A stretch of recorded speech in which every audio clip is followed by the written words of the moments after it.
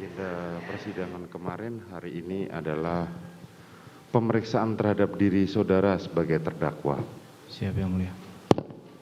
Sebelumnya di Mohon izin majelis. Oh ya, Mohon izin. Kami menyelah sebentar. silakan. Menyangkut masalah yang kemarin beberapa saksi yang tidak bisa hadir. Mau dibacakan? Mohon dibacakan. Oke.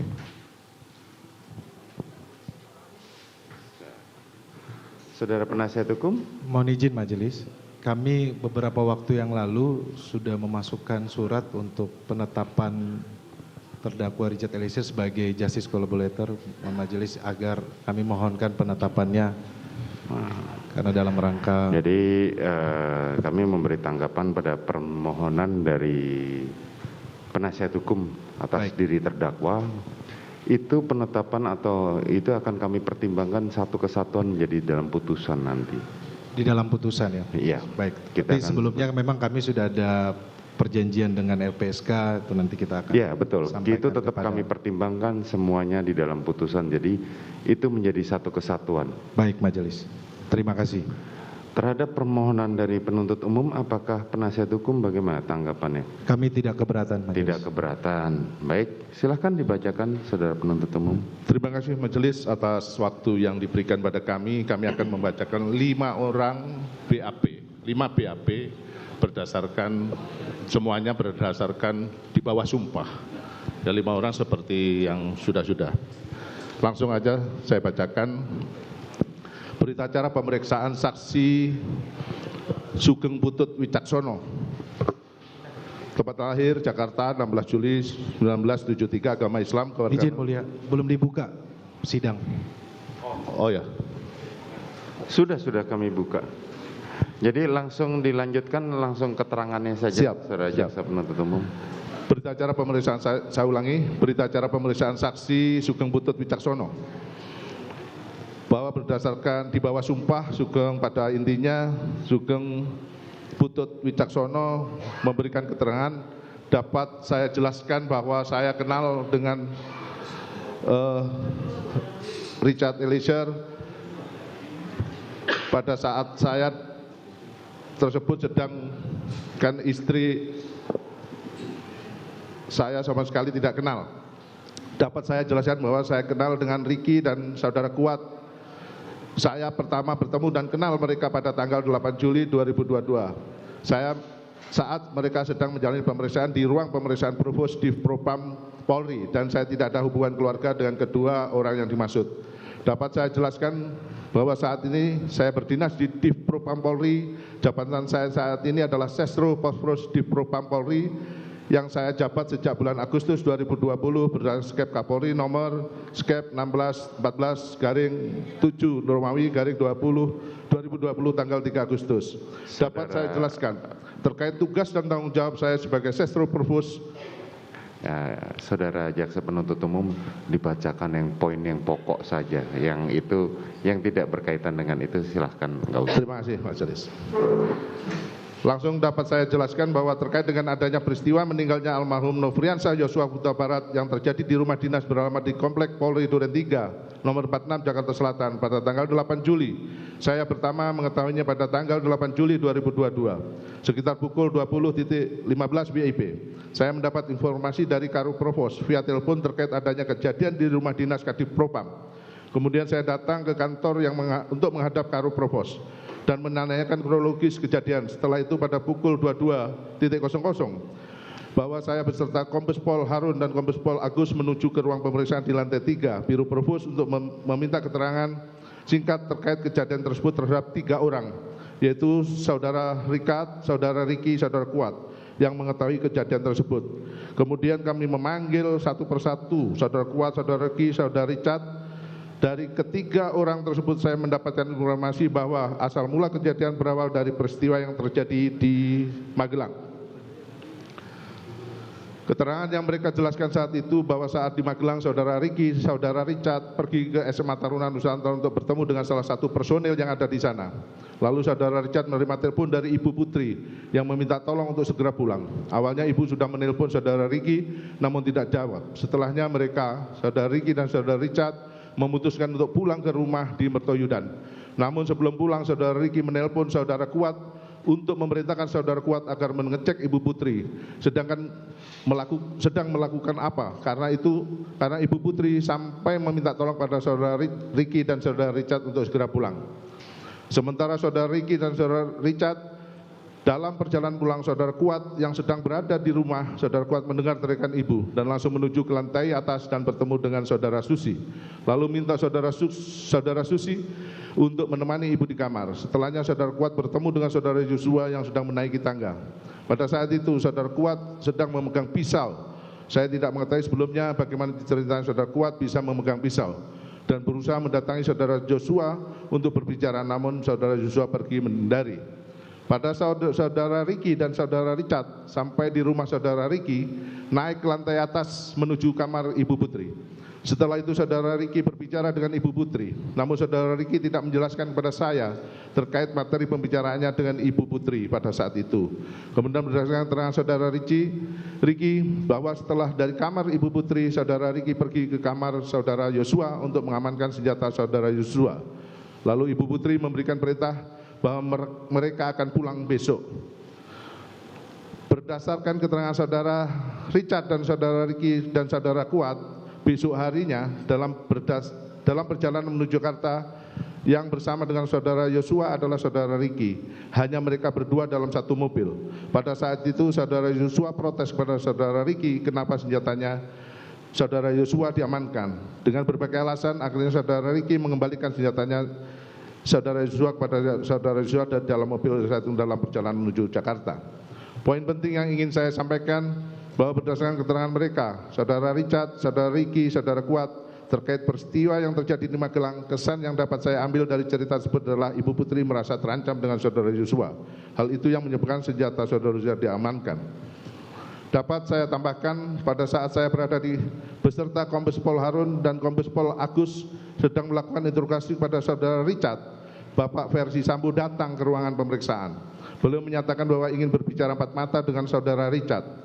Lalu kami semua keluar dari ruang pemeriksaan dan kami memutuskan untuk berkumpul di ruang tunggu pemeriksaan.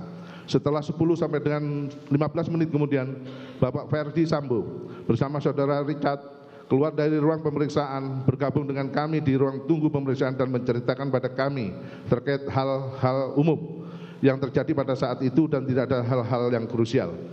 Menurut saya, kejadian yang terjadi di Magelang merupakan trigger pemicu. Hal tersebut saya sampaikan karena setelah beberapa hari, tanggal pastinya saya sudah lupa, saya beberapa kali diingatkan oleh saudara Verdi Sambo bahwa cerita di Magelang tersebut tidak ada, itu hanya ilusi. Pada hari Kamis tanggal 21 Juli sekitar pukul 20.20 WIB, saya dipanggil ke rumah Bapak Verdi Sambo melalui pesan WhatsApp terkait masalah piket anggota Provos yang berjaga di rumah beliau. Setelah itu saya datang ke rumah Bapak Verdi Sambo, namun saat saya berada di rumah beliau dan bertemu dengan beliau, pembicaraan kami sebenarnya lebih terfokus pada permasalahan yang ada di Magelang, yang dimana beliau menyampaikan bahwa sebenarnya tidak ada masalah yang terjadi di Magelang. Semua cerita terkait peristiwa yang terjadi di Magelang tidak pernah ada. Demikian majelis yang diperiksa, Sugeng Putut Wicaksono ditandatangani. Baik, terdakwa, bagaimana tanggapan saudara atas keterangan dari saksi tersebut? Izin yang mulia, tidak ada tanggapan yang mulia. Apakah benar, salah, atau tidak tahu menau? Saya tidak tahu yang mulia. Tidak tahu. Apakah saudara benar diperiksa oleh saudara Putut? Pernah yang mulia, tapi saya pada saat itu tidak kenal yang mulia, jadi saya tidak tahu pada saat itu siapa yang memeriksa saya. Dari rangkaian yang diceritakan saudara Putut tadi, apakah benar peristiwanya seperti yang itu? dipropos itu benar yang mulia? Benar. Siap. Baik, silakan lanjutkan. Izin yang mulia. Nama saksi Nopianto Ripai, keterangannya di bawah sumpah. Pekerjaannya sebagai BKO Sipri Kadipropam Polri sampai sekarang. Langsung ke keterangan, yaitu nomor 17, saya bacakan. Saya tentang tugas kedinasan yang dilakukan oleh saudara Irjen Verdi Sambo pada sejak tanggal 7 Juli sampai dengan 8 Juli adalah sebagai berikut.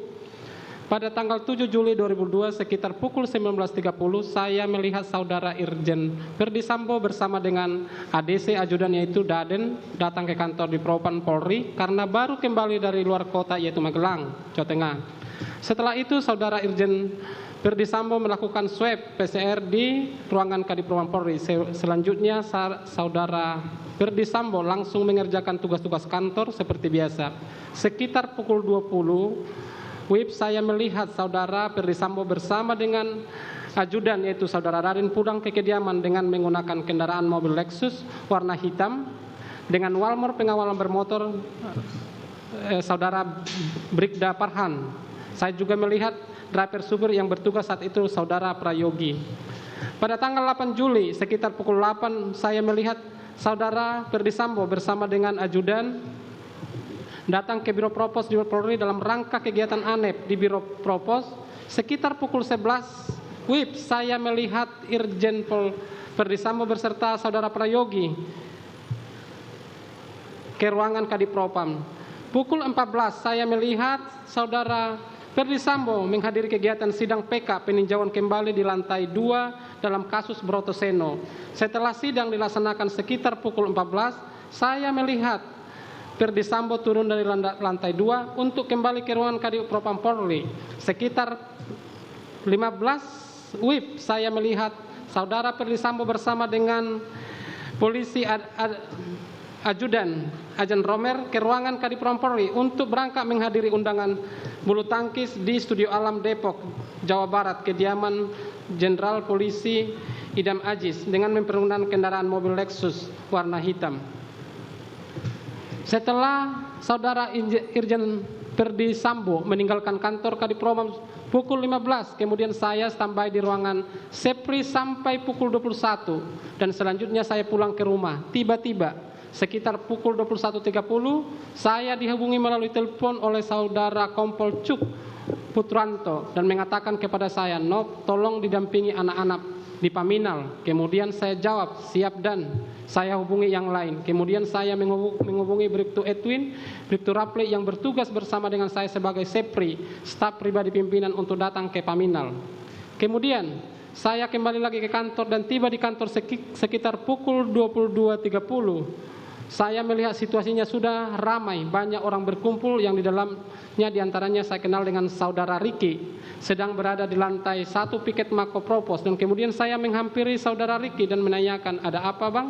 Kemudian dijawab oleh saudara Riki, "Gak apa-apa." Selanjutnya saya bersama saudara Riki langsung naik ke lantai 2 untuk ke ruangan pemeriksaan. Setelah saya berada di lantai 2, saya melihat saudara Richard, saudara Kuat, kemudian saya tawari makanan namun tidak direspon.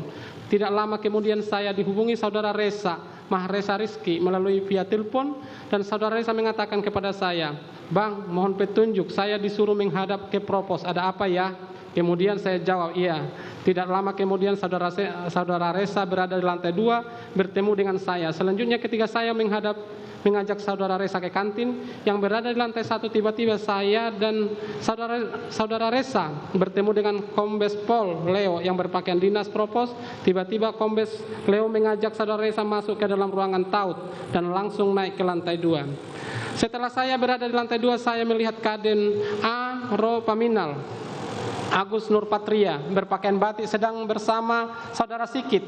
Sekitar pukul 22.30 saya bersama-sama dengan saudara Richard, saudara Riki, saudara Kuat, saudara Sigit, Kaden Pro Paminal Agus Nurpatria ke gedung Paminal lantai 7, gedung TNCC, tepatnya di ruangan detasemen A, Biro Paminal di Propam Polri. Setelah sampai di ruangan Kaden A, kemudian saya, saudara Richard, saudara Kuat, saudara Riki diperintahkan oleh Kombes Pol Agus Nurpatria untuk melakukan reka ulang dan saya melihat Kaden A, Agus Nurpatria bertanya kepada saudara Richard, "Gimana kejadian tadi?" Kemudian saya melihat saudara langsung mengarahkan dengan tangan sebagaimana yang tertuang dalam screenshot video di bawah ini. Di dalam ruangan Kaden A, saya diperintahkan oleh Kaden A untuk memperagakan seolah-olah sebagai Brigadir Joshua dengan posisi tengkorak dengan kepala menengok sebelah kiri sebagaimana foto tersebut. Demikian majelis, keterangan di bawah sumpah ditandatangani oleh saksi Novianto Rifai. Saudara terdakwa, bagaimana atas keterangan saksi tersebut? Benar yang mulia, memang ketemu dari propos sampai di paminal Bang Novianto itu mendampingi yang mulia. Baik, silakan dilanjutkan jaksa penuntut umum. Siap, majelis. Keterangan saksi Rojiah alias Jia. Saksi menerangkan bahwa saksi adalah bekerja sebagai ART di keluarga terdakwa Ferdi Sambo dan Putri Chandrawati. Poin 13, saksi menerangkan saksi mengenal Richard Eliezer sebagai driver untuk Bapak Ferdi Sambo dan Ibu Putri Chandrawati dan juga merangkap ajudan. Poin 20, bahwa saksi menerangkan saksi mengetahui bahwa Bapak Ferdi Sambo pada bulan Juli 2022 berkunjung ke Magelang atau tidak mengetahui. Yang saya ketahui dari keterangan Susi bahwa pada tanggal 2 Juli 2022 sekitar jam 13 WIB atau sekitar jam 14 WIB Ibu Putri Chandrawati dan Susi mau pergi ke Magelang untuk kegiatan di Magelangnya saya tidak diberitahukan. Saya pun juga tidak mengetahui siapa saja yang ikut dengan Ibu Putri Chandrawati dan saya tidak mengetahui Ibu Putri pergi menggunakan kendaraan apa. Kemudian pada tanggal 8 Juli 2022 sekitar pukul 16 saat saya mau menuju toilet lantai 1, Damson menyampaikan ibu pulang. Setelah itu saya menghampiri Ibu Putri Chandrawati yang berada di dalam garasi mobil yang sudah turun dari mobil Lexus LM warna hitam nomor pol tidak mengetahui, lalu saya mengucapkan selamat sore Bu. Namun ibu hanya diam saja dan langsung masuk ke dalam rumah, sedangkan saya langsung kembali ke lantai 2 untuk menjaga anak Ibu Putri Chandrawati yang bernama Arka. Saya poin 26. Saksi menerangkan bahwa saat Ibu Putri dan rombongan tiba di rumah yang beralamat di Saguling 329 Pancoran Jakarta Selatan, setahu saksi yang ada di rumah yaitu saksi Arka, Tresia, Dirianto, Damson dan Tini. Cukup. Bagaimana terdakwa atas keterangan saksi Jia tadi? Saya tidak tahu yang mulia. Tidak tahu. Lanjutkan. Keterangan Sartini. Keterangan Sartini, poin saksi menerangkan bahwa saksi adalah ART di keluarga terdakwa Ferdi Sambo dan Putri Chandrawati. Saksi menerangkan di poin 12, kegiatan saksi pada tanggal 2 Juli 2022, saya masih berada di rumah beralamat di Kuningan sekitar pukul 19. Saya berangkat dari Kuningan untuk bekerja ke Jakarta dengan menggunakan mobil travel. Kemudian pada tanggal 3 Juli 2022 sekitar pukul 4, saya tiba di rumah majikan saya yang beralamat di Saguling 329 Pancoran Jakarta Selatan. Kemudian yang saya ketahui rumah tersebut adalah milik Bapak Ferdi Sambo. Setibanya saya di rumah tersebut, saya diterima oleh Dirianto alias Kodir, lalu saya beristirahat sampai sore. Saya berkenalan dengan ART lainnya, diantaranya Jia, Susi, Dirianto, Kodir, dan Om Damson. Selanjutnya tanggal 3, 4, poin 3, 4, dan sampai tanggal 8, saksi menerangkan saksi melaksanakan tugas seperti biasanya sebagai ART. Saksi mengetahui Ibu Putri Chandrawati datang dari Magelang, namun saksi tidak melihat langsung Ibu Putri Chandrawati. Saksi hanya melihat barang-barang ibu dari dalam mobil garasi pada sore hari tanggal 8 Juli 2020 sekitar pukul 16. Beserta rombongan tidak kenal namanya dan dilanjutkan adanya pemeriksaan PCR. Pada saat itu, saksi sedang berada di dapur untuk menyapu dan mencuci piring hingga keesokan harinya, pada tanggal 9 Juli 2022, sekitar pukul 8, saksi bertemu dengan Ibu Putri Chandrawati yang menghampiri saksi di dapur dan berkata, "Oh, ini yang belum dikasih tahu ya pekerjaannya." Lalu saksi diajak Putri Chandrawati ke ruang makan dan menjelaskan bahwa pekerjaan saksi membersihkan rumah dan kalau sudah beres bantu-bantu Susi di dapur untuk masak dan menyediakan makanan. Setelah sarapan Bapak dan Ibu kembali ke kamarnya. Cukup Pak. Bagaimana saudara terdakwa atas keterangan saksi tersebut? Izin yang mulia, saya tidak tahu juga. Tidak tahu. Siap. Lanjutkan. Terakhir saksi Dr. Andeseno Sukamto MBA. Di poin 6 saksi menerangkan, langsung ke poin 11 aja majelis.